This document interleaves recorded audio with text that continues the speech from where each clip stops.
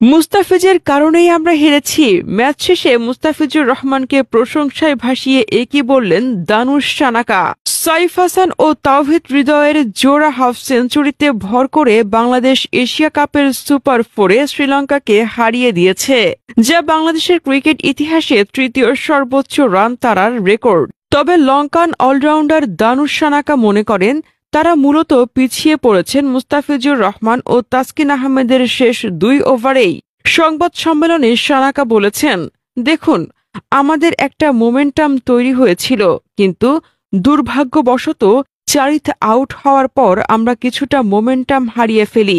বিশেষ করে ফিজ এবং তাসকিন শেষের কয়েকটি ওভার খুব ভালো বল করেছে। তাই আমার মনে হয় আমরা 180 রান করার আশা করেছিলাম, কিন্তু দুর্ভাগ্যবশত আমরা লক্ষ্যে পৌঁছাতে পারিনি। সানাকা বলেন, অবশ্যই সে একজন উঁচু মানের খেলোয়াড়। জানেনই তো, সে আইপিএলে খেলেছে এবং প্রায় 10 বছর ধরে দেশের হয়ে খেলছে। তার অনেক অভিজ্ঞতা আছে। তাই হ্যাঁ, সে একজন উঁচু মানের খেলোয়াড়, এটা নিয়ে চিন্তার কিছু নেই। আমাদের অবশ্যই তাকে কৃতিত্ব দিতে হবে।